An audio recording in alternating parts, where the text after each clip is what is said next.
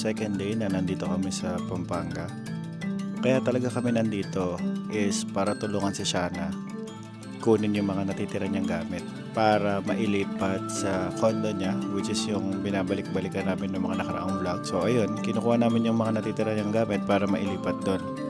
Pero since nandito na rin kami sa Pampanga at naglilipat din sila dito, tumulong na rin kami ng konti.